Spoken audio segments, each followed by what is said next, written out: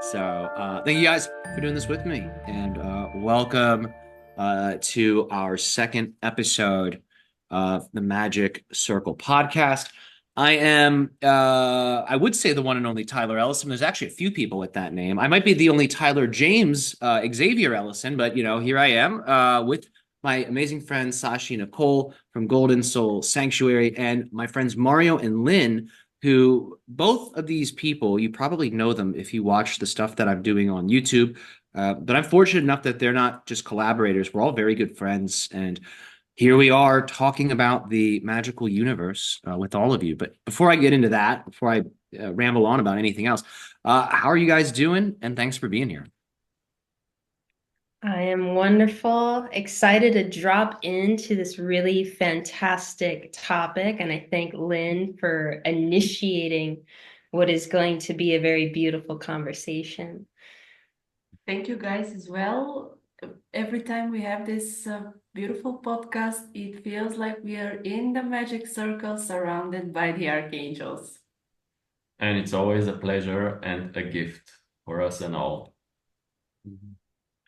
Yeah, it's truly amazing. I think of like our lives could be anything else, and we've all chosen this, and it's pretty remarkable. And for everyone listening, whatever your inner self is asking you to build, as a person who loves to build, I was a Lego kid when I grew up. As a person who loves to build, it's best to listen to that architect because it wants to build something really epic through you. Every dream's obtainable. It's all what steps can you take right now, right? What are the tools you have right now? Make the best of those tools, take the steps you can. Next ones are given. Mario and Lynn, you had mentioned the Magic Circle with the archangels, right? In ceremonial magic, which is a form of high magic, listeners might be new to what that is, but this is a form of magic. It's in all traditions, but in the West, in the Western traditions, our form of high magic really comes from Solomonic magic, and before that, it's reported to have come from Egyptian styles. Before that, Atlantean styles. It's a long, mysterious lineage. But in this ritual system, that is the magical system of the West, the theme is about imitating the solar cycle, drawing a clockwise ring around you with energy. Some people physicalize it with salt. This represents your own bubble reality, your impenetrable circle. So you can call upon very high level beings without accidentally taking on too much of their power, right? Kundalini syndrome or overheating, these types of things. So the magic circle's drawn, and in the four directions, north, south, east, and west, magical symbols, usually in the form of stars, are drawn with light, and magical mantras are vibrated, they're toned into them, activating the symbol as a god form. And the symbol then becomes a portal for whatever being you wish to bring through. And in the systems, myself, Mario, and Lynn, and Sashi as well, and in the systems we've played with and have worked with very deeply, archangels and angels are certainly used. Angelic choirs. I think for all of us, angel magic, whether we call ourselves angel magicians or not, I mean, I think working with angels, archangels has certainly been a pillar for all of us, at least in some point in our journey. And I think for people new to magic, angel magic is one of the best ways to get started with it. And how do you feel about that, guys? Like, where, if there was someone who was interested in this stuff, but they were like, where do I begin? And it's specifically like magical things. Where would you point them? I would suggest first practices such as lesser banishing ritual of the pentagram. This could be the first one. Then we move into middle pillar. Then we can learn also the lesser invoking ritual of the pentagram. Because basically when we're drawing these pentagrams, as you said, the only thing I could add is that the circle symbolizes the infinite, and the pentagrams, which is a form of a rectangle, a square, symbolizes the finite. So we are having again merging of the opposites, Earth and the stars together. It's a great observation. And I think that's a one I think you've observed something most magicians overlook, right? It is alchemical, right? You're drawing this like perfect circle with these pointed, right, linear geometries. And that is, right, that's an alchemical operation. A very good eye. And what I like about your stack is you said lesser banishing, ritual of the pentagram, which is right. That's banishing. That is releasing. It's also setting the space. It's talked about as it's like it's in your kitchen. You don't want a dirty kitchen when you cook, right? So the LBRP when you start, it's you have cleaned your kitchen and now you're ready to begin whatever you like. So banishing is a great skill. And if you ever have to deal with a troublesome energy, knowing how to banish is wonderful because what can sometimes be months can sometimes be resolved in minutes. Usually you have to, instead of doing a whole ritual, you shoot the energy that is troublesome with the pentagram, right? And you push it back and you find the portal it entered through and you push it back into the portal, use the pentagram to seal the portal close, right? So you close it and then your pentagram's tattooed on it. And you say, by the power of the five elements, by the power of the wuxing, which is the Chinese five elements, by the power of the tetragrammaton, which is the ruler of the four elements for earth, whatever names you like. But names of power, this is the Solomonic style, right? Names of power command. That's how the magic operates. You command that pentagram to keep the door closed so that negative energy can't come back, and ask that you're given the wisdom to understand, how did that happen? Right? How did that happen? So that's the power of banishing. Most people, if they try to do a full banishing ritual, the LBRP during a psychic attack, it's not, the energy is too unstable from the attack. So usually you have to go into using the geometry to actually suppress the attack directly.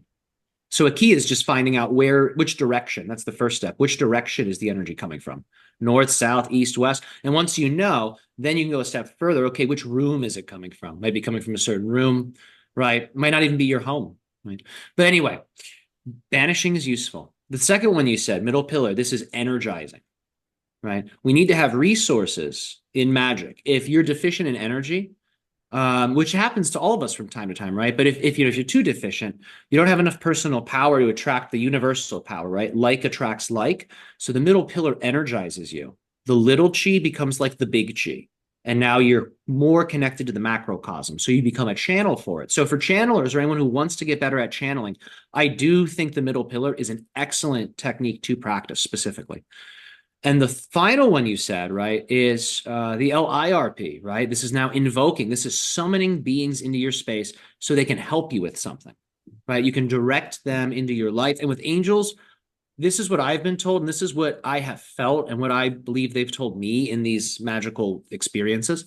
They're here to help us. Like they were specifically created to help us. That's a part of their design as beings. It's to assist us, because they see the source fractal in us. So when they, have to serve the creator, they see a part of it in us specifically as a direct lineage from that original creative principle. That's, of course, a very, unique perspective. I don't think all angel people have that. But nevertheless, with invoking, you can have angels help you build your life. Like Solomon had, beings help him build the temple. It's very true. These beings help you to construct. And in those three techniques you've mentioned, Mario, we have banishing, energizing, invoking as permanent skills the practitioner will always have. And I think with magic, those are almost always the three skills. If there's a fourth, I would say the fourth is transformation, alchemy. That's the fourth skill, I would say, right? The four important magical skills. So I think those three levels that you've mentioned will give those first three. And of course, alchemy is more advanced. So it's wise not to focus on that if you're new yet. These three are great.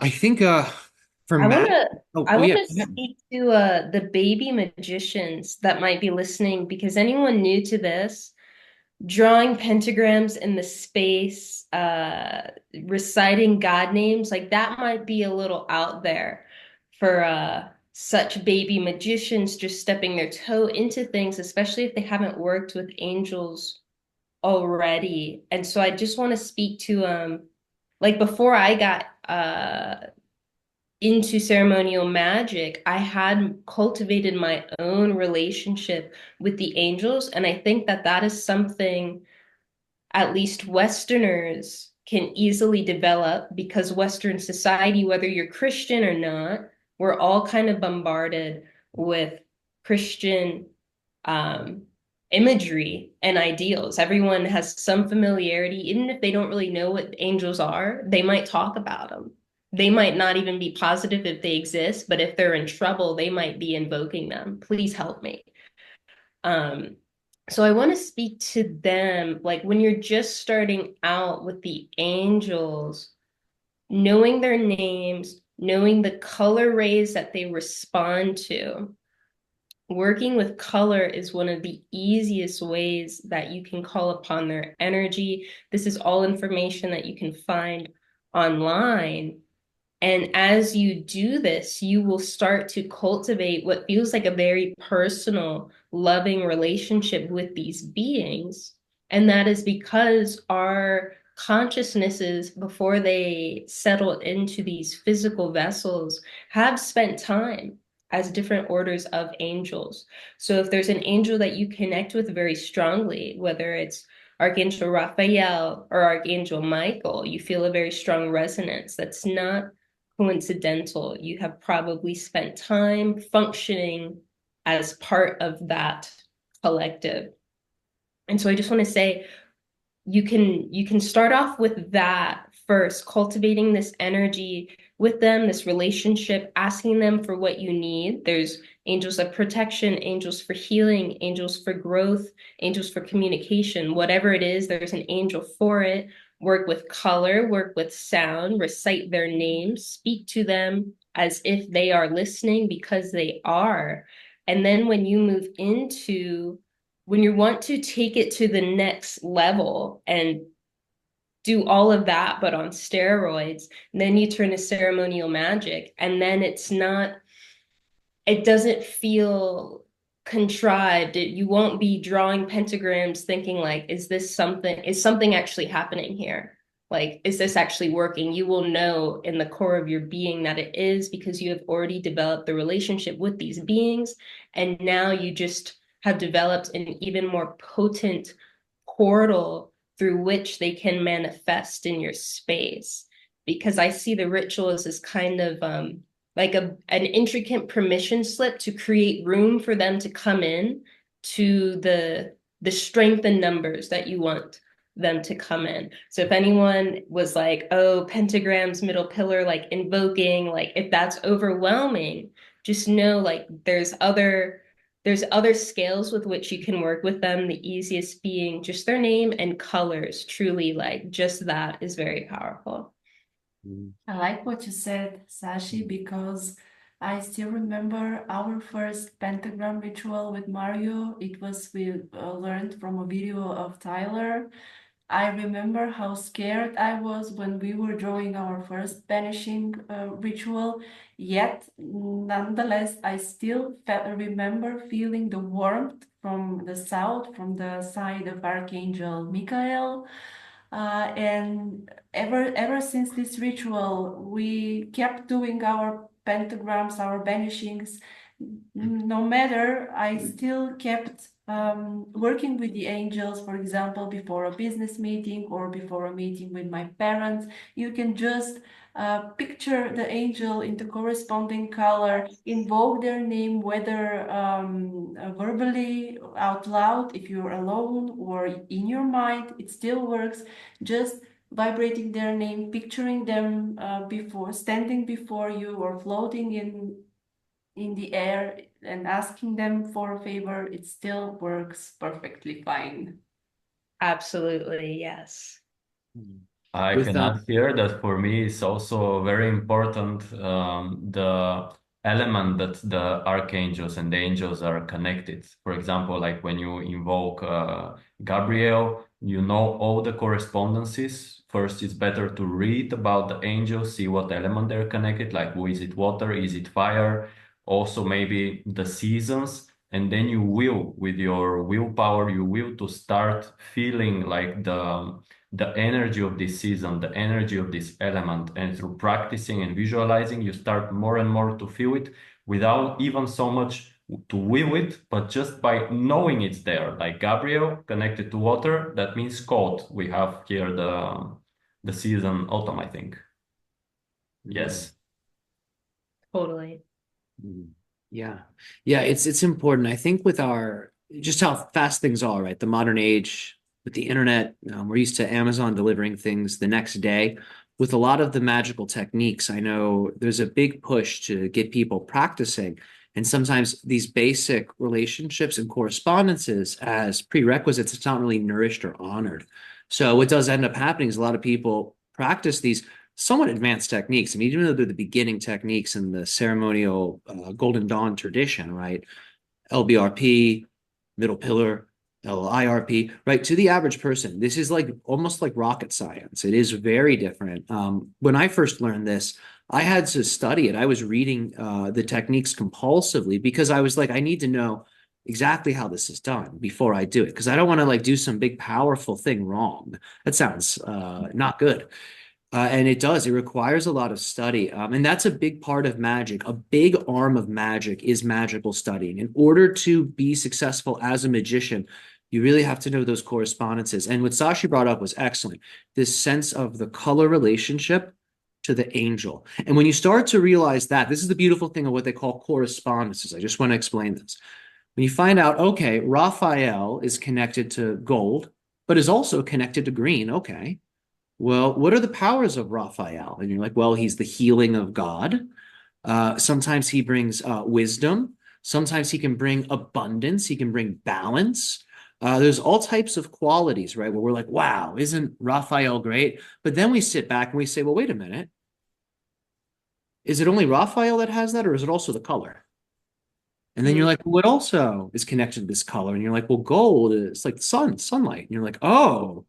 So Raphael, gold, and sunlight are all connected, right? We call this correspondence, that they're correspondent with one another. And your magical study, just learning about that, it's going to help you create a deep inner meaning for what all of these angels are, these symbols, these stars. You'll understand the reasoning behind it, but it's not just that you'll understand it, you'll actually see it in life. You'll say, oh my God, like that is a real force. I can feel it's like different it's the same guitar string, right, being struck, but it's like different notes on the guitar's neck being played with that string, right? It's all the same string. So when you start to know that, now you can understand what, like you were saying, what energy do I need for this task, for this job? And once you know that, again, it's like putting the most specific code you need for the most specific change. And then you and the angel together through your communication, through your exercises and your personal action, build that world. And it comes fast. It really does. And when it really happens, you're like, oh, wow, like it's here. And you're almost like, man, I'm glad I was ready for it. Because when the manifestations from the angels do come, it becomes, in my experience, it's almost like the theme of the season, if not the whole year, what they bring. It will last for a while until, of course, it naturally needs to change to something else. So very epic manifestations. And I think when I come to teaching people energy work, I'm also, unfortunately, because it is a fast-paced society, right? I'm trying to teach people how to channel or do these things in like maybe a month, right? So everything is abbreviated. But if I had the school that I'm envisioning here now, physically, right now it's in a digital space, but physically, what it would be is the first maybe 2 weeks, it's focusing on 3 breathing exercises, mantra work, and special diet. Because this will build the energetic consistency and focus of mind needed for any advanced magical operation. The breathing techniques will clean you and will teach you how to focus for a long time. The special diet's going to make you lighter. You won't be accumulating as much earth karma from the food. And these skills, about 2 weeks straight, will prepare someone for the actual magical working. And while they're doing this, I think they should also be doing their study. They should be using all of this air, which is the element for the mind. They should be using these breathing powers to also be reinforcing their studies. Once they have that understanding of the basic elemental correspondences for whatever system, I would either teach them from here the middle pillar and the Taoist inner smile. That's what I would bring them to next.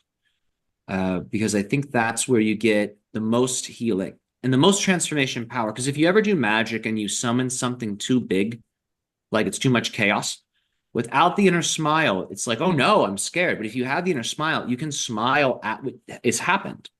right? You can smile at your mistake. You can smile at your enemy. You can smile at your parents, right? And more importantly, you can smile to yourself because there will be like we're a kind of a collective, right? The ego structure has many levels, right? We say we got an inner child and like an inner guru, right? This implies, right, multiple levels to our beingness, right?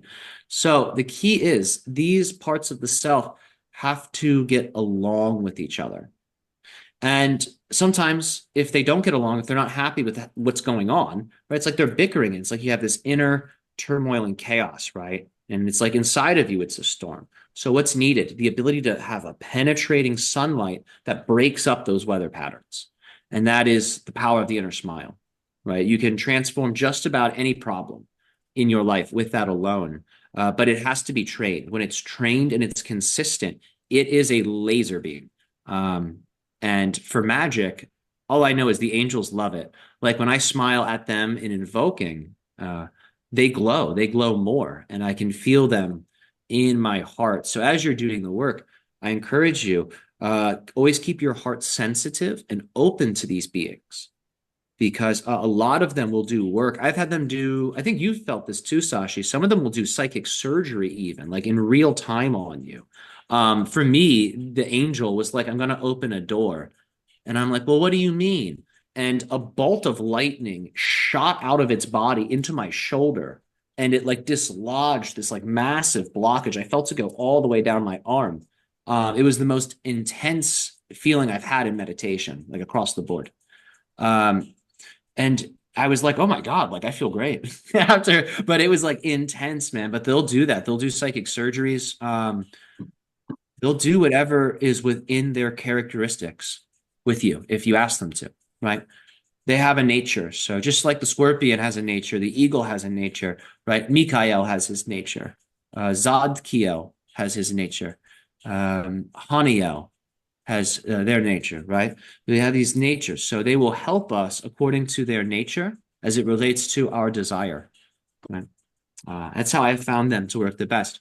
They're different from other beings. You know, other beings, they have every pantheon I find sort of has moral standards, codes of conduct. So you start working with different pantheons, different collectives. They all have their own rules. So angels' rules, I think, are very good. It's a very do no harm or minimize harm, you know, with all things done.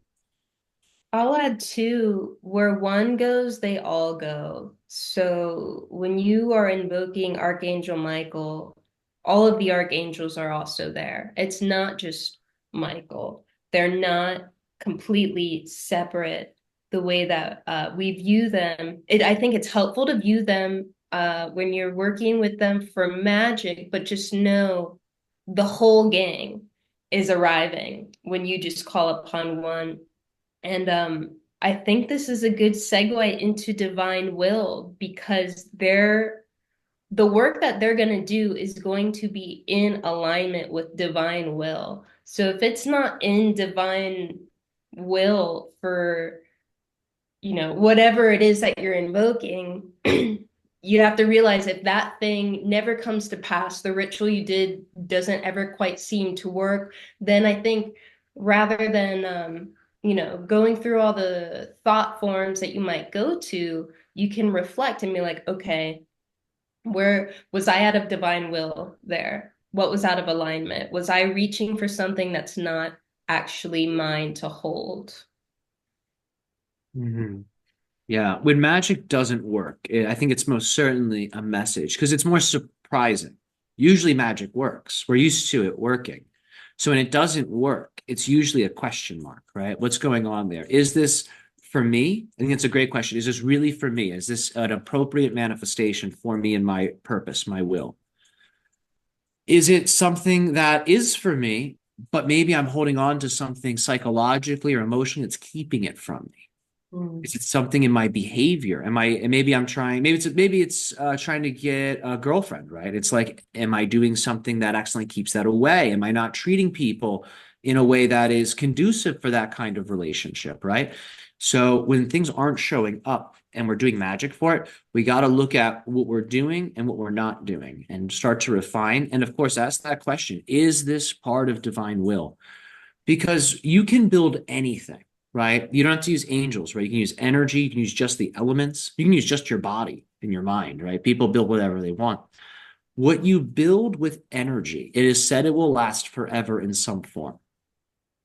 So what this means is that the energies that you work with, they ought to be applied in a way that nourishes that which you would be proud of lasting forever, right? So what are the manifestations we want to last forever, right? Well, I think one of them is the continuity of our divine journey, that it keeps ascending, that we keep learning, that we keep coming together, and that we continuously explore the infinite mind of the source and beyond together, right? I would say that's one thing that we would probably all want to manifest, right? So that's one we would say is related to divine will, right? That's like a really sacred eternal manifestation. May the story of life keep expressing itself in a wonderful way.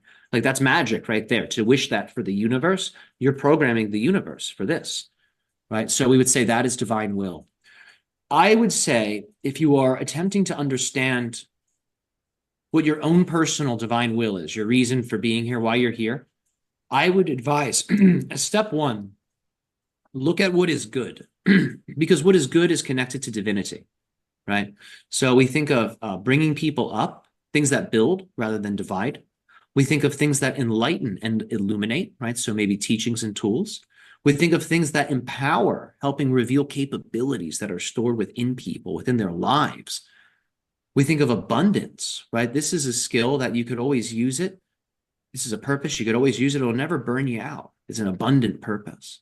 So when we start to think in these principles, we start to think, okay, what in my life kind of feels like that?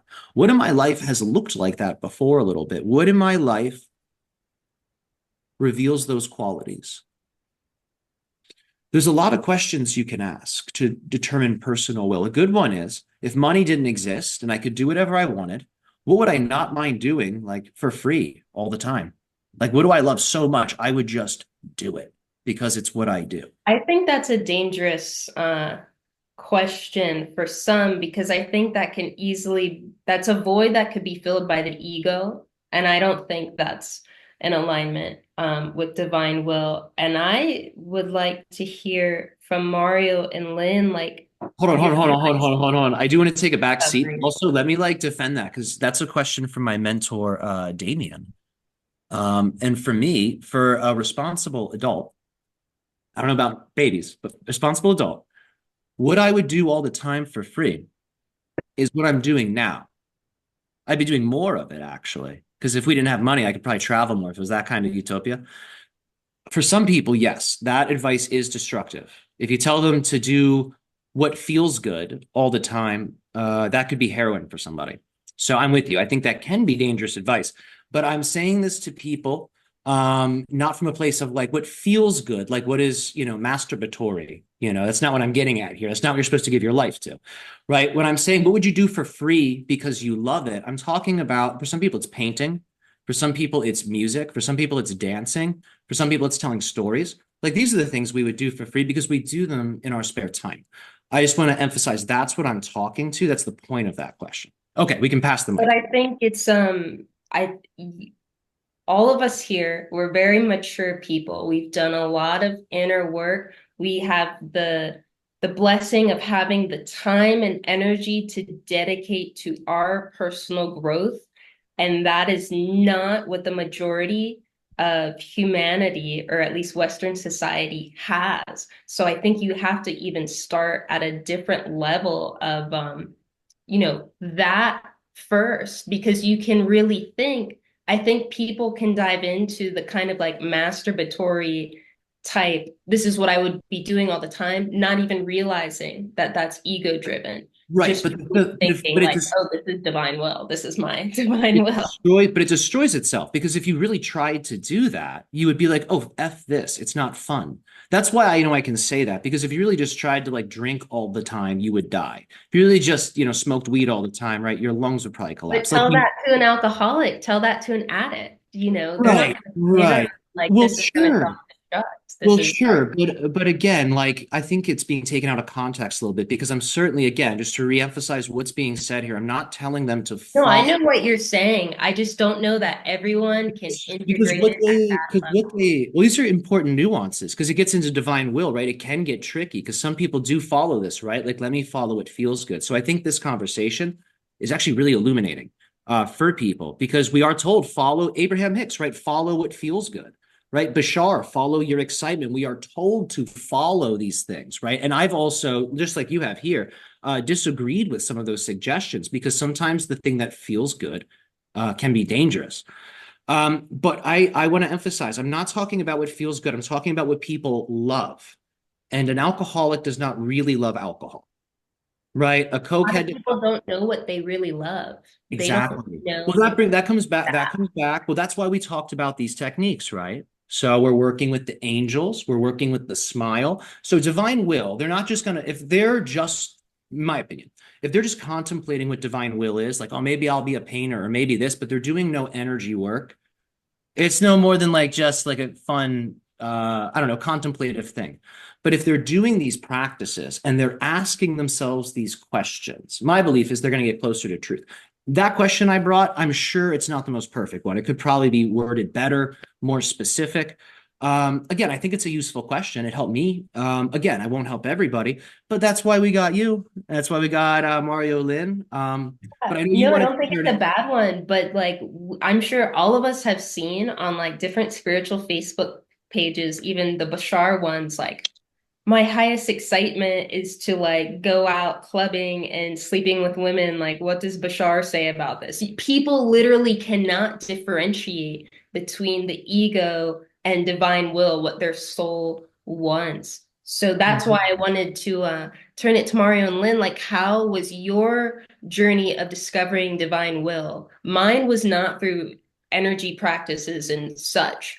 And I'm not sure that y'all's was either. We've just recently realized that I was talking to my accountant actually on the phone, telling her about these practices and offering to show her some of these practices because they've been of such a tremendous help for us. And I realized that almost all our day we dedicate so many hours to these practices per day. Almost all of our day goes into our sacred space, into our room where we train, meditate, do magic, do our Dao practices, so on and so forth. And I've just realized that just like we established the last time, this is the way we live, this is our life, and we've been doing this probably because this is part of our divine will, our purpose to be here. It's not probably the majority of the of other people have like a half an hour or an hour before they go to work or after they go home after work. But we do this throughout the whole day. So it's probably because it's connected to divine will. And maybe these are the hints that we were supposed to be looking for to find out what our divine will is. And I agree with what Tyler said about what would you do for free? Or maybe we can phrase it in another way. What would you do that you're not tired while you do it, you do this, you feel good, it energizes you, it makes you uplifted, it makes you feel good about yourself, about the universe as a whole. And I just wanted to turn your attention back to the definition of divine will, because it's something that probably not everybody knows what it is for you. That's a great question. A Yeah, complicated a one. lot of starting points. I What is think, it? What is it for you? All right, do you have yours? oh, whoever wants to go, I want to take a moment to Okay. Yeah, me too. So I'm wondering, Lynn, like what is it for yours if it's already like right there? I've heard Tyler a couple of times talk about this. It's not your divine will, it's not to be an energy healer, it's not to be a magician. Your divine will is bigger than that. It's something larger than that. I've heard Eckhart Tolle, which is one of my favorite spiritual teachers, talk about this. And for me, the divine will is the way the universe is trying to manifest itself through you, using you as a tool, but not in a manipulative kind of way. It's just when you feel that something wants to be born through you without you pushing it, without the ego going in the way and insisting for something to be created. No, we just feel that something has to go through you, has to be born through you, and you just don't stand in its way. That's how I feel about the divine will. The universe creates you for a reason. You are its divine tool, and it wants to manifest through you in a creative, in a beautiful, in a divine way. And this is something that only you can bring as a gift to the world and to other people. And you just need to not stand in its way, just to allow it to go through and be born. Because this is your gift, this is necessary. People need your gifts. And In Bulgaria, we have a spiritual teacher called Bein Saduno, and in one of his interviews, he said that all the spiritual technologies in all religions can be summarized in just one sentence: know thyself.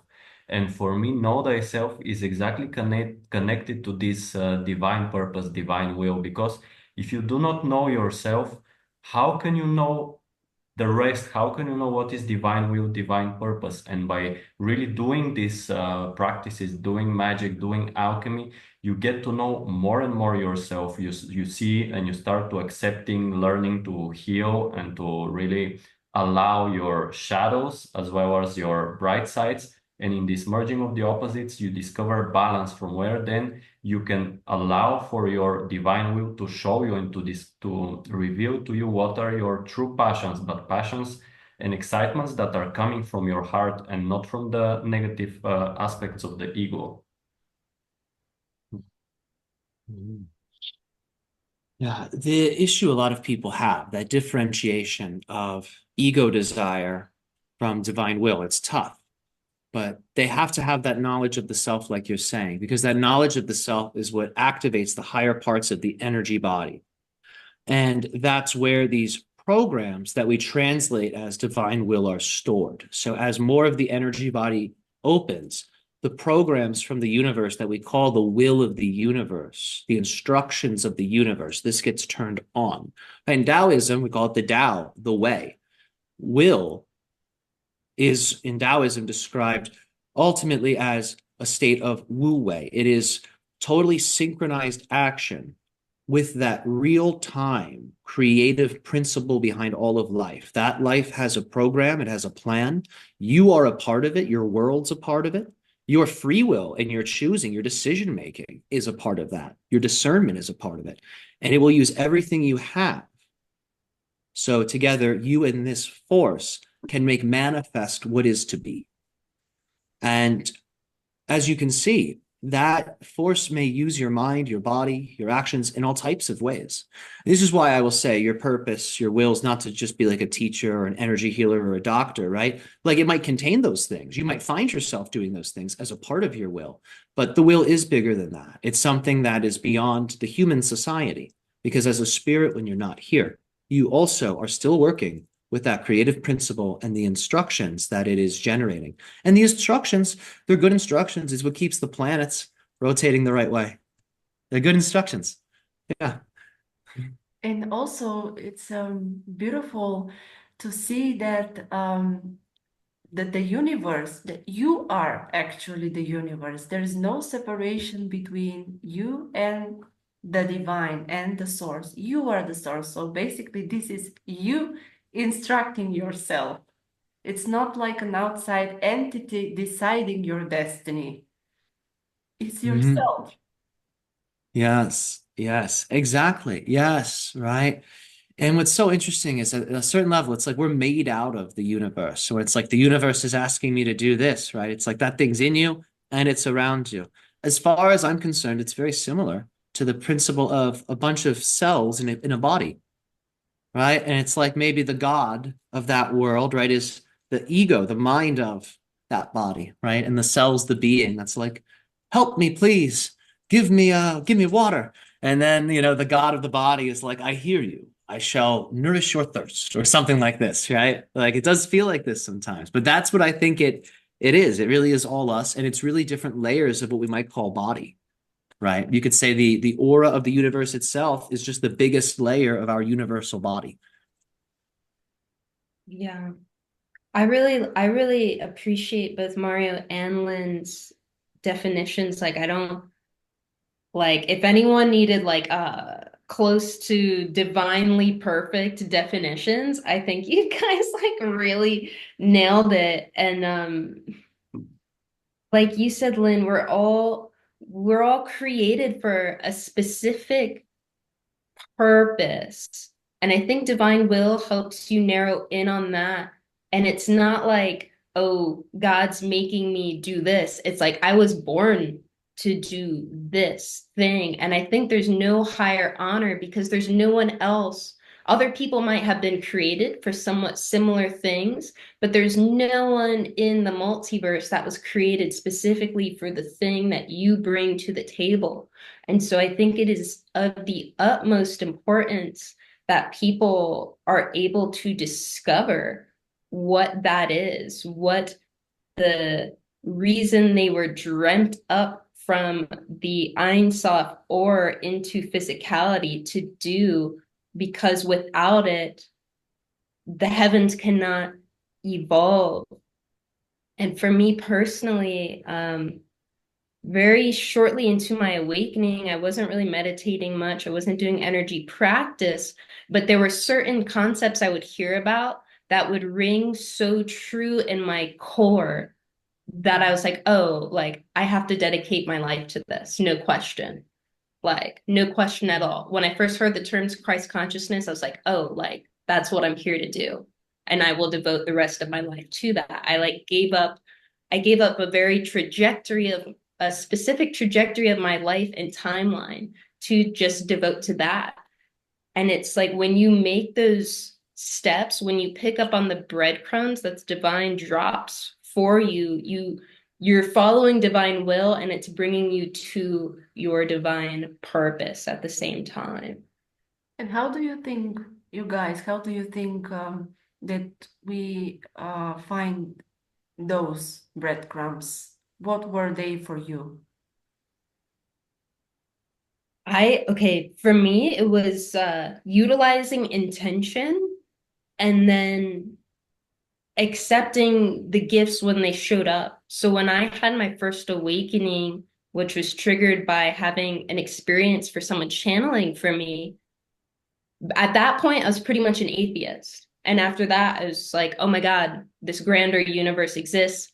Universe, please let me know more. That was the intention I put out. 2 weeks later, I discovered the raw contact channelings, the law of one material. And it was like, oh, like this is the thing. And so I've always been very good at not, I think it's easy when the breadcrumbs are there to be like, oh, like that's kind of cool, but then go back into uh the world of illusion, the world of materiality. And you have to choose one. You have to be willing to devote, if you really want to ascend to your highest potential as human beings, you have to make that choice. You can utilize intention for the discovery of your divine will and your divine purpose, but you also have to be willing to act upon it. If it's coming down and you're not taking it, then it's like there's a stagnation. You'll get more opportunities, but you're not going to evolve the way you might want to evolve if you're not taking those breadcrumbs. Kyle, what do you think about it? What was it for you so far? What has it been?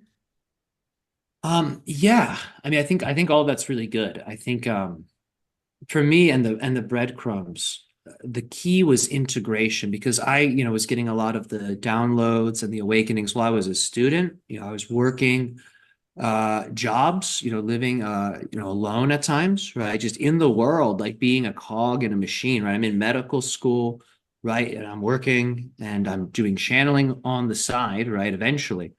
And the breadcrumbs I found, they have to be integrated in real time with your life. Because if you sit and say, I need to wait for the perfect moment, I need to wait till I no longer have this job, or I need to wait till my kids are graduated, or I need to wait till I'm out of this marriage, or whatever it is, right? If you put the breadcrumbs on the back burner, it does create that stagnant energy, like Sashi's saying. And I think that the key is integration, because the breadcrumbs will usually be a type of synchronicity. I'll get into mine in just a moment. But the key is that your spiritual path will have, ideally, hopefully, some level of association with some of the physical skills you have acquired and some of the positions you've put yourself in physically. Now, it might not be a physical life that totally parallels your spiritual path and destiny, but it's likely you may have learned some things, you may have made some friendships, you may have realized some things over the years that have prepared you. So the breadcrumbs ideally should start to complement your life, but at first it can be extreme. Some of these energies, when you first get them, the breadcrumb might not be a breadcrumb. You know what I mean? Like, I think for me, my intro into all of this was psychedelic drugs. I mean, that's how I got into everything metaphysical. If I had never been exposed to psychedelic drugs, I don't know if I really would have cared about this. But going back before that, that's me in my 18 to 22, maybe. Going back before that, I remember as a kid, I always had fascinations with Harry Potter. Yeah, it's a breadcrumb. I always saw myself in the magical archetype, right? I wanted to be a magician. I wanted to be at Hogwarts, so another breadcrumb. I loved the show Avatar, any show where people could command elements and do things with their minds. I was like, oh yeah, like that, like for sure. And all of like the psychic-y kids in my class, like who were into that stuff, I was always mystified by them. I was always like, I need to know what that person's like. Anyone who had a ghost story or near-death experience or like could talk to the dead, I was like, you need to tell me what's going on. I was always fascinated. So those were like my smaller breadcrumbs. But then, once I got into my 20s, I started experiencing the Bashar channelings, and that's when the breadcrumb pretty much turned into a lightning bolt. I don't know what else to say, but I got contacted by something that has set the stage for what's happening now and what we're seeing here. So the key, I think, is integration, because sometimes they can be disruptive, right? You might be like fatigued from some kind of energy experience, or maybe it's made you anxious or have a headache. Like there's all types of things that can happen, especially in the beginning, when people are getting in touch with some of these powers and activating themselves. I'll plug my stuff here. This is why a lot of us teach these systems, because if you can move and manage your own energy, which I recommend everyone does every day a little bit, you can make some of those things smoother, make it integrate easier. So I never think it's too early to train in energy work. I don't think there's a person too basic for it. I just think you need the right technique for the right level, right? So something very simple, but just something that brings you to the body, ideally something that brings you to your heart, and that brings you to that place of good intention. Right? I think as a step one technique, right? I think just simple things like that to help people have that spiritual moment where they can just reflect, right? And look at things with a cleaner viewpoint, Yeah. And I think too, I'm sure there's many people who will watch this who follow different channelers, different spiritual teachers, taking in information, but if you're not applying it, nothing in your life will change. You will have all of this information. You might be able to tell someone else what they should do. But if you're not applying it in your own life, you're staying where you are. It's more stagnation. That's where the real magic happens, when you actually apply it in your life and you see it work. And then it creates this constant, never-ending, positive, synchronistic flow. Yeah. Yeah. The momentum builds. And speaking of building momentum, I think we have been building some stuff up. We had talked about getting into some channeling, which is still most certainly on the table. The time got away from me. We were talking about so much, I completely forgot to look at my watch. And I'm like, oh man, we're 30 minutes past actually what we were aiming for. So if you guys like, we can start to get into some channeling.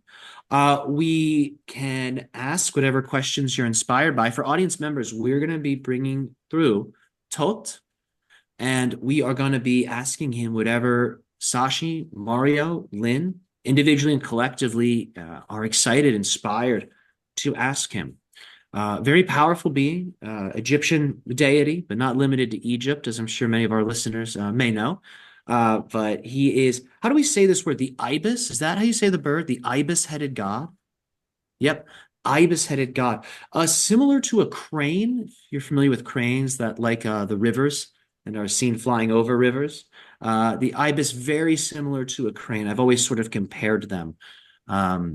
So he is the ibis-headed god, god of wisdom, and married to the goddess of justice and divine order and law. So I think he's going to be a great person to bring through, probably a great authority for our conversation, great perspectives. So after our channeling, we invite you all, please stay tuned because we have a group meditation that we're going to lead. We're all going to share a little bit of our own energy styles in a guided exercise of connecting to your will.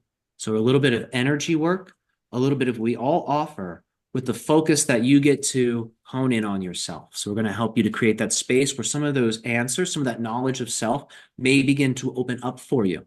So our advice is to take what you have done here with us and then bring that into your life. Like Sashi had said, if you sit on things that you receive, the things you receive will sit on you. You know, I don't know how else to say that. So don't become stagnant. Use what you get. And with that being said, my friends, let's take a short another water break if you don't mind. I just want to Mercury, water, Tahuti all goes together. So let me start to get some of that energy in, and then we'll reconvene in just a few moments, and we'll start.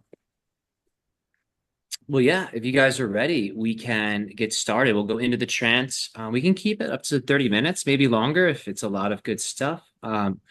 As you guys know, I'm kind of like timeless, so like stay as long as you like in there, and I'm sure we'll all know when it's time. So please enjoy.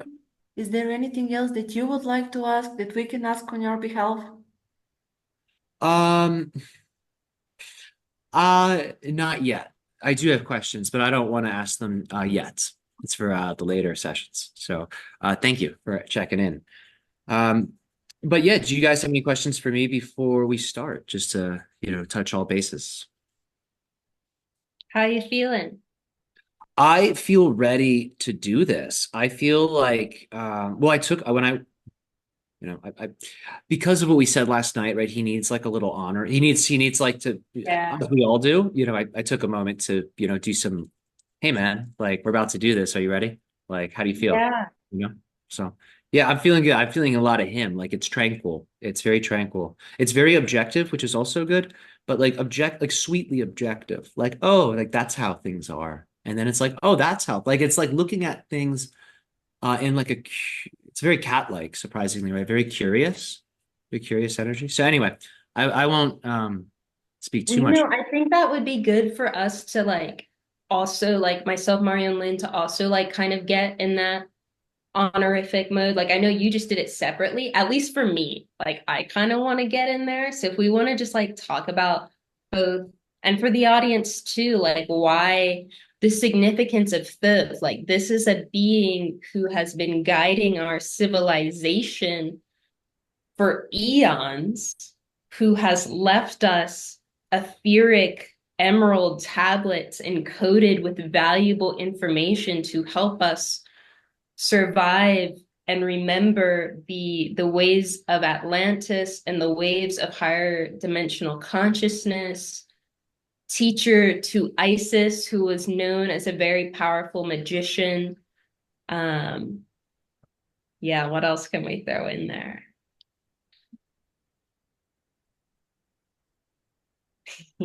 I'm gonna like have to start channeling him, I think, soon. But add whatever I can't. I have to like speak as him, I think, the next time I talk. All right. Yeah. All right. Just you guys whatever. go. Take a moment, but you can know what I mean. You can set the stage more, whatever you like. Yeah, this is an archetype and a person who has walked our planet This is someone who was there in the golden age of Atlantis. This is someone who has dabbled in darker energies, along with other deities of the Egyptian pantheon. Um, before, I don't know if it would be appropriate to say before switching to the light, but has played both sides. So a very relatable energy for us. These are not beings to necessarily put on a pedestal. They've lived as us. They've gone through the similar struggles and they have transcended them. And we are honored and blessed by their presence and by the information that they bring through to us. Powerfully said. All right.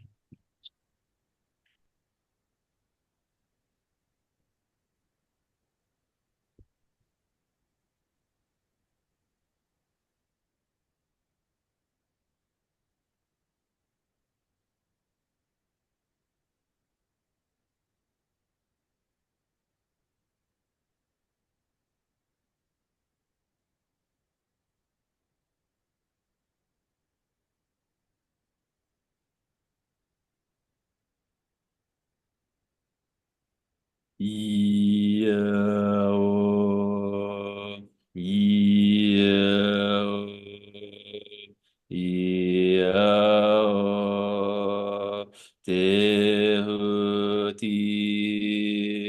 Tehuti, Tehuti.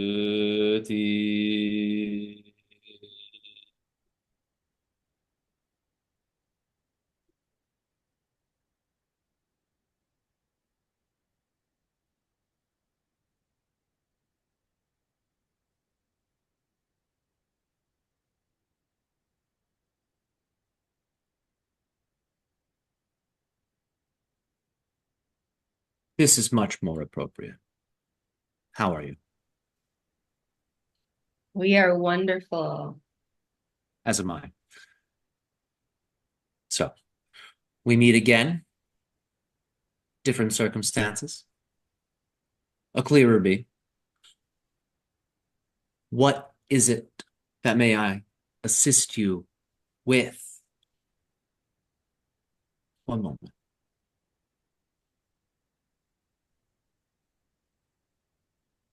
What is it I may assist you with? Because I'm not brought through arbitrarily for any reason. So what may I assist you with?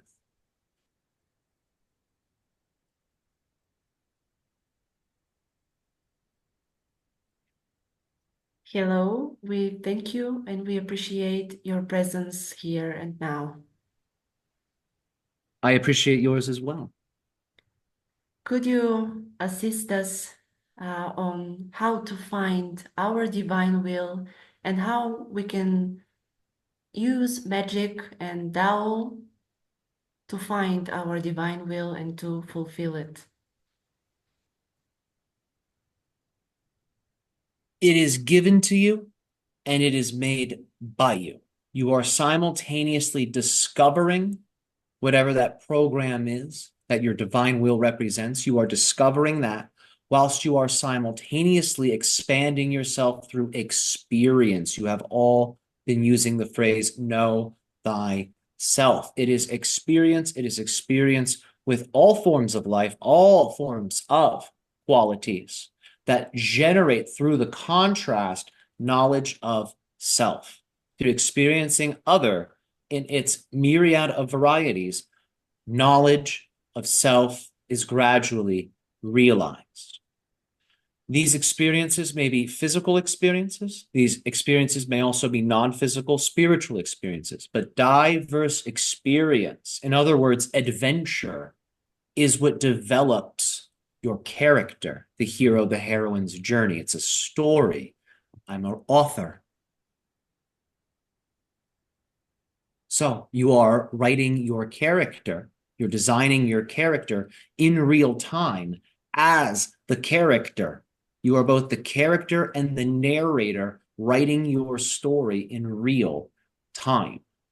So as you go on that adventure that is life, as you have many experiences through the contrast and through the lessons that are integrated through an open mind, through learning, through knowledge from the school of life, you will begin to know the self.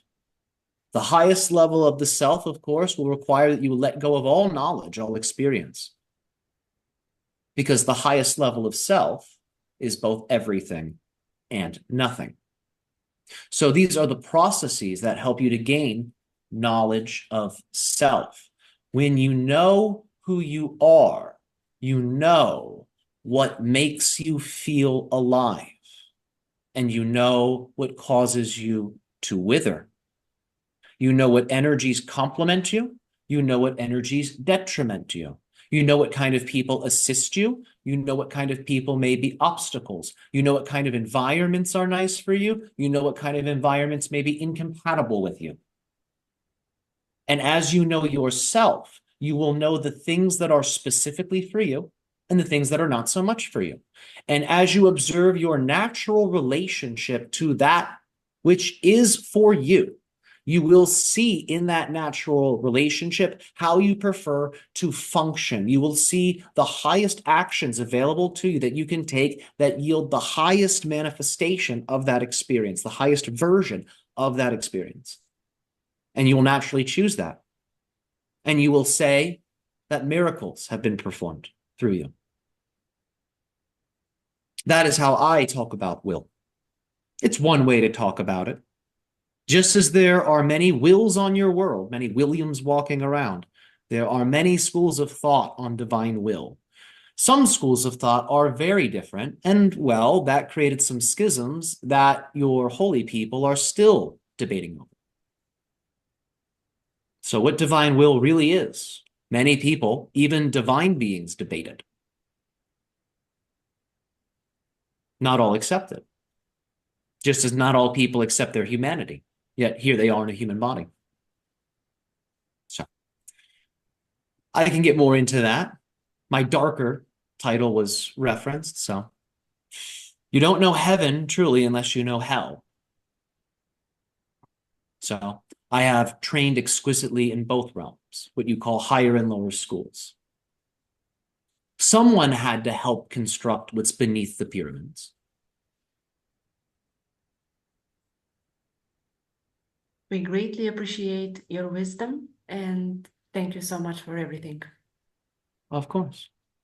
Of course. I will deliver something special for you. So you can come to my abode, if you wish, in your own astral voyage and journey. Descend beneath the pyramids into underwater caverns filled with primordial waters. And if you like, see me here, dreaming my own world. And if you like, you may enter into that world and we can have a deeper interaction. It's an invitation. Even though I have associations with the avian, my other symbolism corresponds me deeply to Earth, and it's reflecting my journey, not one symbolically coded in myth, but my actual journey as a being. The inner Earth societies I have spent aeons in. Within the inner Earth society, within these dimensional spaces, there are certain locations that are very similar to the halls that are written about. The halls of Amenti, in that sense. What might translate as that. Higher and lower versions of this. Interdimensional locations. A place of stasis for some and regenerations for others. One moment. Continue. Thank you. You're welcome. In the mythologies, Thoth is very heavily intertwined with the adventures and journeys of the goddess Isis often coming to Thoth for help. And Isis herself has come to be regarded as a very powerful magician. And I surmise that she learned a Bit lot. from me. It's funny hearing you talk about me like I'm somewhere else. I guess I'm referring to mythologies as a separate entity than you yourself. I get it. I get it. They are based on the story of my life. So I have shown many beings the arts that I have acquired through my travels. So my travels are extensive. So I have trained other gods, demigods, humans. My expertise and knowledge includes that I share it. So I have been tasked with the responsibility of maintaining a type of universal tongue so I can deliver this information to as many beings as possible throughout time. So it's not forgotten. Humanity's not the only species that has rises and falls. Even knowledge amongst the gods has been forgotten. In their blissful drunkenness, they have forgotten things. It's not just you. I'm here to help you both remember. I'm interested in what sort of magic did you teach to Isis that enabled Resurrection magic specifically. That enabled her to become the powerful magician she was? Well, one of the bigger things was the resurrection magic, because when you can resurrect someone else, you can resurrect yourself.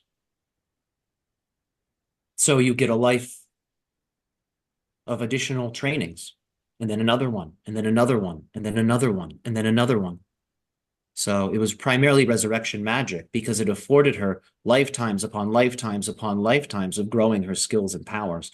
I showed her many other techniques. Many techniques that I showed her related to healing. It related primarily to understanding the sciences of the herbs, the sciences of the crystals, the sciences of the elements. This is because her powers were very much connected to the dimension of the Earth collective consciousness that has to do with the properties of regeneration, growth, the rising sun, the dew on the ground, these types of things. So a lot of what I showed her was to help her reinforce what she was already focusing on, what her main attractions were as a being. But the biggest thing I taught her was the resurrection magic. And it's still being used. Thank you. You're welcome.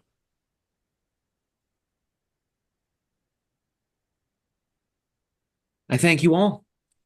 Again, your space is nice. Thank you for creating a nice space. Love, light, and the will of the one.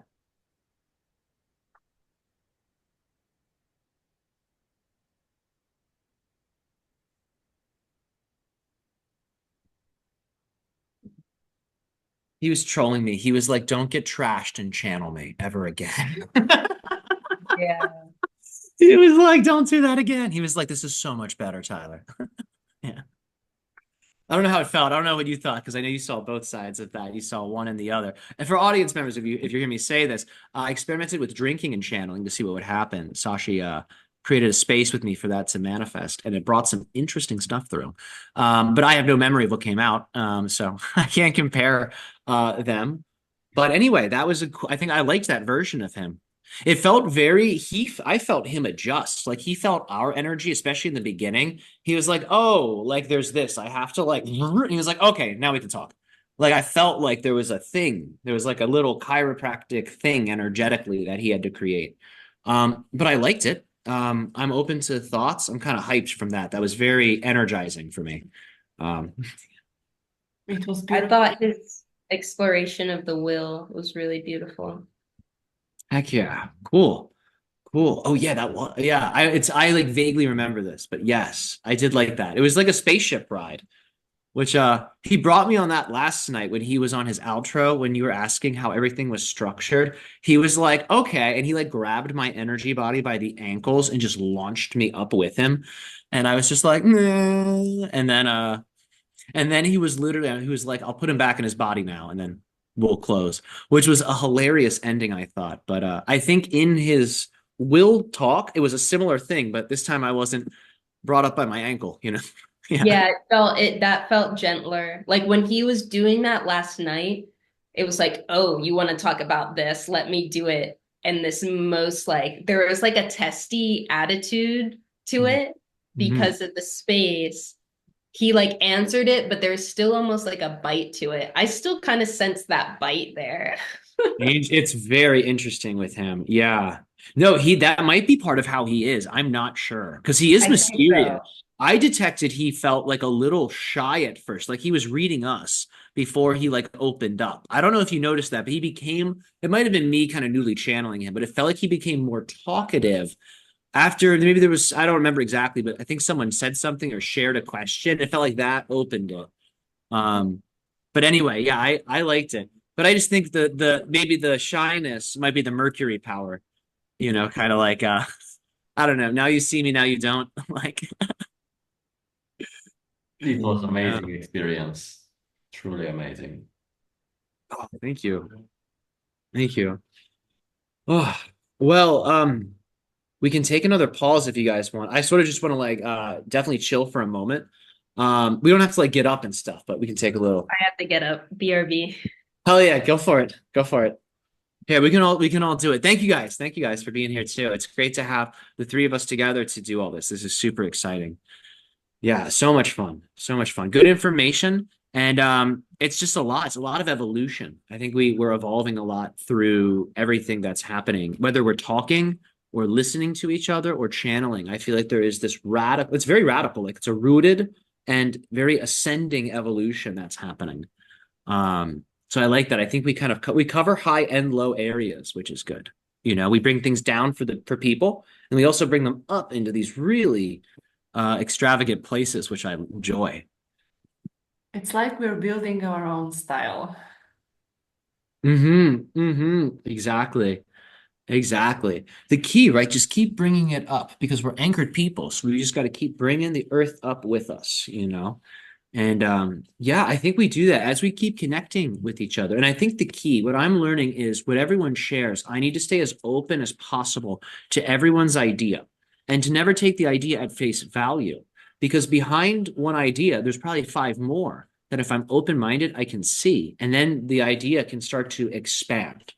A big love that I have is idea blendings, right? I think I like when we share ideas and we see how our ideas work together. I think that's one of my favorite styles. And I think we accomplish that because we are all very close in our understandings.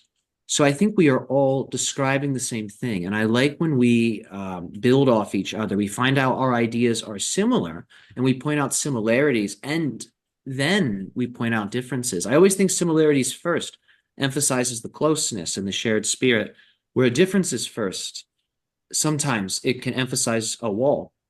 Um, and I think that we are very careful to avoid that, actually. Um, so I just want to take a moment to appreciate that because it lets us go deep into a lot of ideas and it lets our ideas, blend and become refined. So I think it's super special. And I appreciate everyone sharing. And again, I'm like a little drunk right now just from the energy. Like I feel like a flower, like pink hibiscus. That's my hybrid name. I'll be pink hibiscus or something. But that's what it feels like. It's a very nectar feeling. But anyway, I haven't necessarily taken my break. I've kind of just been like, let's keep doing this. It's good. We have a good thing going. So I'll be right back, and then we can do this cool hybrid meditation, which I think that could be the start of something really special. Like if we find it flows, like let's keep paying attention. Yeah. You can start the recording, and then I'll be here. All right. Let me set some holograms first.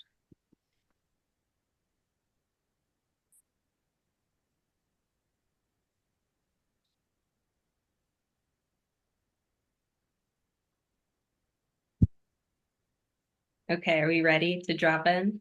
Mm. All right. Let us bring our awareness to the top of our heads, the area of the crown chakra. It is at this energy center that we are gods, that we are one with God, that we are one with the source of creation, that we are at one with divine will, where the will of God and the will of our souls are unified. They are one divine will. And at this energy center, let us visualize a diamond white sphere, the sphere of Keter, the sphere and the power of divine will, allowing this area above our heads to be the anchoring point for divine will to flow through us. This is where we become open channels for divine will. Let us inhale into this sphere of light, watching it glow brightly. Let us do 3 inhales into this white sphere of light. And as we exhale, seeing it grow brighter and brighter, inhaling into the sphere. Exhale, seeing that diamond white light grow strongly as we connect deeper with divine will. Breathing in again. And as we exhale, we know that we're becoming pure channels for divine will. Breathing in one more time to this glorious sphere of light.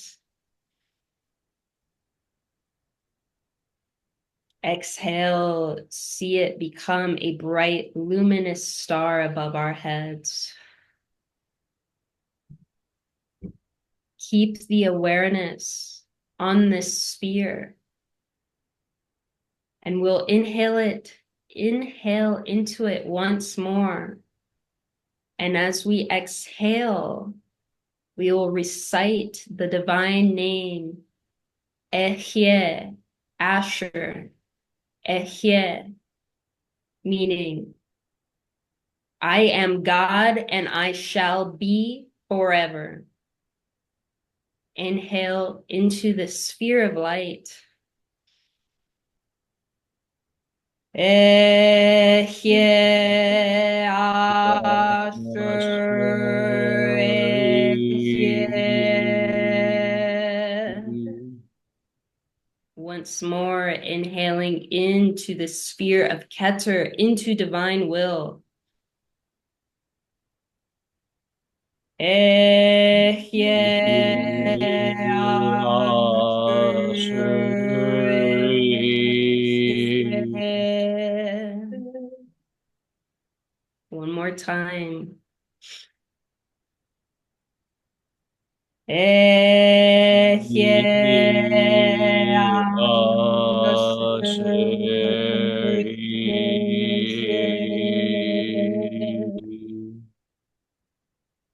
Knowing that we are gods and we shall be forever. May our will and the will of the divine be intertwined at all times. May we be pure and clear channels for this will forever and ever. Leolam. Amen. And seeing this orb of light that we have energized above us, and see that all of that divine energy descends down from the orb of light as a central pillar down to the crown chakra, seeing the crown chakra ignite with light. We're going to anchor all of the chakras into this divine will. So bring the light down into the center of the brain, level with your third eye. Bring it forward, out through your third eye, horizontal in front of you. And then like a triangle, come back up to the soul star. Back up to this orb we have created.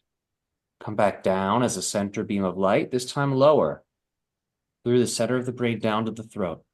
And from the throat, come forward, horizontally in front of you, making the triangle, coming back up to the soul star chakra. Coming back down with the beam of light through the crown, through the brain, through the throat to the heart center. Bringing this forward into the space in front of us, and then back up like a triangle, back to the soul star. Coming down even lower, past the brain, past the heart, down the center channel to your solar plexus.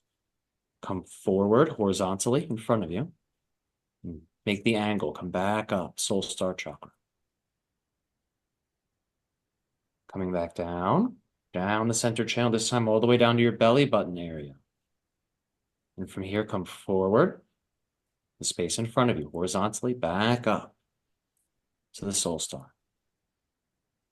Back down to the groin, your perineum, all the way down, forward, back up to the soul star. Now we're going to bring the energy ball down the center channel at the perineum, bottom of your body. Split the energy ball in two. Bring it to your left and right knee. So descend the light down the tube, all the way through your body to the very bottom of your body. And now come down 2 balls to the left and right leg, and now to the knees. Come forward, horizontally forward for both, and then bring them both back together. Unify both of these orbs with the soul star.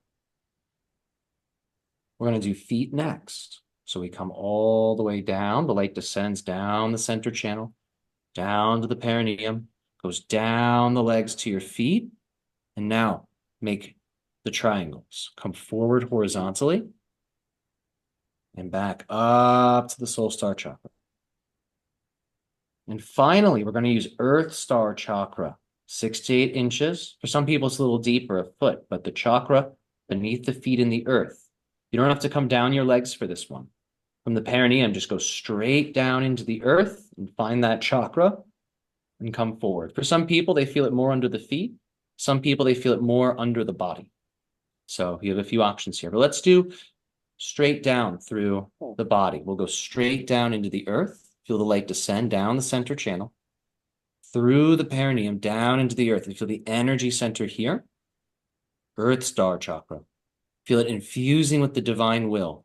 The earth star holds your nature, where the soul star holds the destiny. And right now we are putting them together. And bring the energy forward horizontally. Now back up, make the triangle to the soul star. And finally, bring the extra energy down from the soul star chakra, down to your heart center. Connect to your physical heart. Think of a pink light here or a red light and give it the imagery of a beautiful red flower, or perhaps even a lotus. We're going to make the heart sound, but as we do this, feel that the heat from your heart goes back to the spine and goes down from the back of the heart center down to the back of your navel, where your left and right kidney are. We're going to bring the heart fire down on the ha sound. So let's inhale to the heart, direct the heart fire down to warm the kidneys. Think we are activating our will through warming the kidneys. In the Tao, we believe the willpower, spirit, and our destiny, our will, it is energetically connected correspondent to the kidneys. So we warm that to turn these things on. So let's inhale to the heart. Nice pink or red light. Make the ha sound, guide the energy down to the kidneys through the spine. Inhale blue light to your kidneys. Think of water. And we're going to make the chew sound on the exhale. Bring blue light up to the heart. Bring some water to cool the heart. Bring that willpower and wisdom up to the heart. Make the chew sound. Bring the energy up on the exhale. Feel the heart getting watered. Inhale to the heart. Ha sound.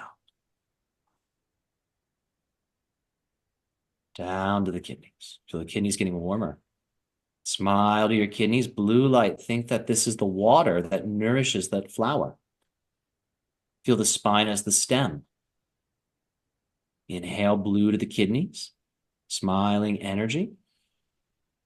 Exhale, chew, send the water up.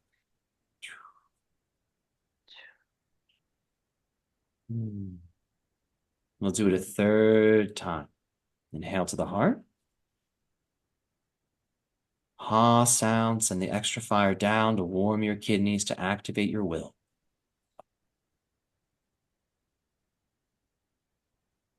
Inhale the blue to the kidneys, loving power. Exhale the chew sound, bring the water up into the heart. And smile to your heart. Just massage the heart a little bit, very gentle. And just feel the heart is cool. Feel the spirit, your Shen, more relaxed. And feel that your wisdom and your will is closer to your mind. And we're going to bring our mind down the front channel towards the belly button. Bring your mind into the belly button and sit back, relax a little bit. Cover your belly button with your palms and just put your mind into your navel. And we're going to have a gentle visualization while Mario and Lynn provide some very powerful mantras. The gentle visualization, and you can let it go. As soon as you feel peaceful and calm, you can just relax and let go. But the visualization is, see your heart center as the sun. Your abdomen, your navel, it's a beautiful lake, very beautiful lake. And the warm sunlight starts to make steam rise from this lake. That's the visualization. And while you focus on that, however long you like, we'll have these powerful activations, these mantras Mario will provide us.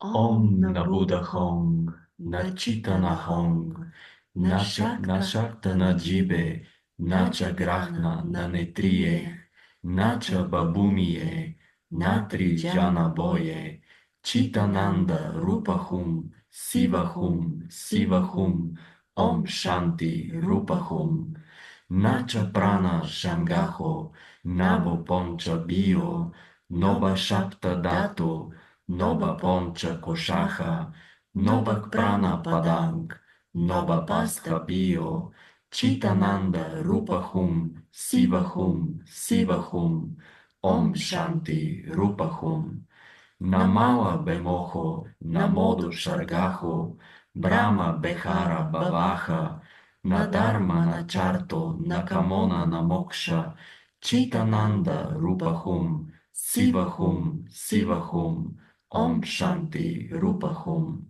Napunyong, Napapong, Nashukyong, Nadukyong, Namantra Natirta, Naveda Nayagaha, Ahong Boganong, Nabogatong, Sivahum, Sivahum, Om Shanti Rupahum.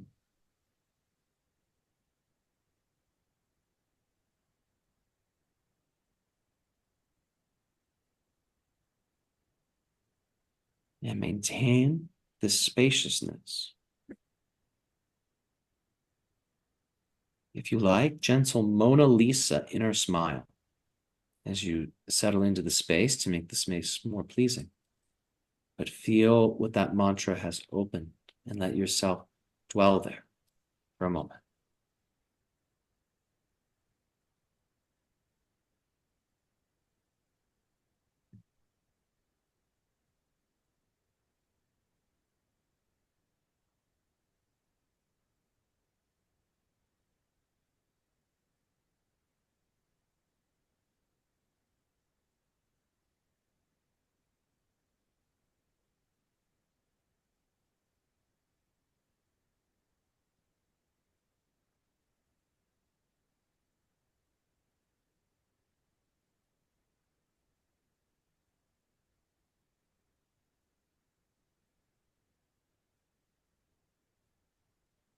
And in your spaciousness, feel the higher purpose within starting to reveal itself as light, as feeling, as sensation.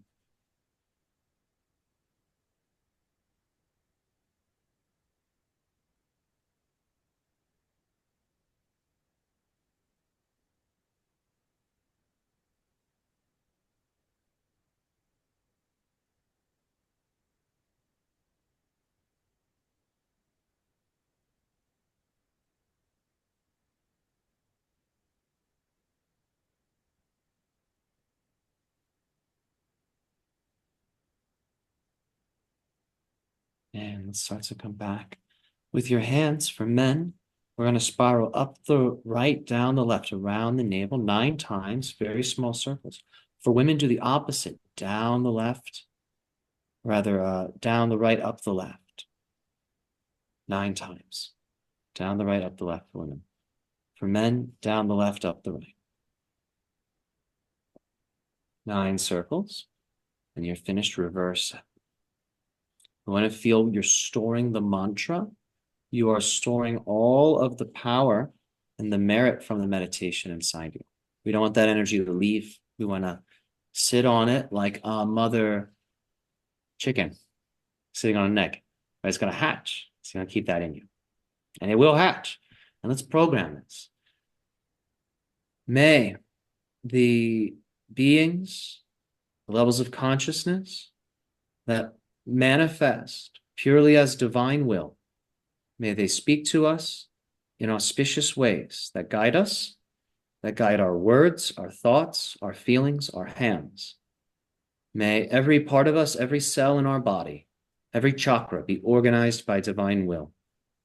And may those whom choose will be willing to let go of the resistances that are connected to such an acceptance in a way that nurtures their evolution and in a way that nurtures their preference for lesson learning and in a way that is inspiring to them. May our letting go process and our process of becoming be enjoyable. And even when it is uncomfortable, may we find delights and may we find a solid rock of unshakable strength to stand upon. So no matter what winds blow, our self, our knowledge of self, and our true will remains known, obvious, and eternal. May the light of true will be lit, and may it never be put out. May there be no corner of our lives untouched by true will. We thank you, physical body, energy body. We thank you, all chakras involved in this. We thank you, all cells. We thank you, DNA. We thank you, ancestors and descendants, for helping us and for sharing with us the energies and puzzle pieces that help us to have knowledge of the self. Leolam, Amen. When we're ready, we can give the hands a clap and we just can pat the body to bring ourselves back into a more wakeful state.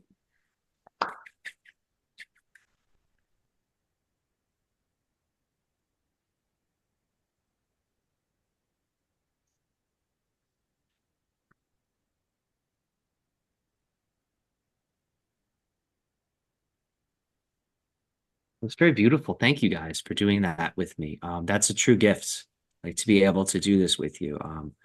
Like this is probably the most sacred, one of the most sacred things I think the 4 of us have done together, actually. Like this is very, I would love to do this more with you guys as a regular ritual, actually. It's felt really good. And I love that we all gave something. That felt so special. It was really special, a tremendous gift. Yeah. Yeah, literally, I love it. We all had pieces. We just made Legos. We just built something, and I'm so happy about it. A beautiful temple. Yeah.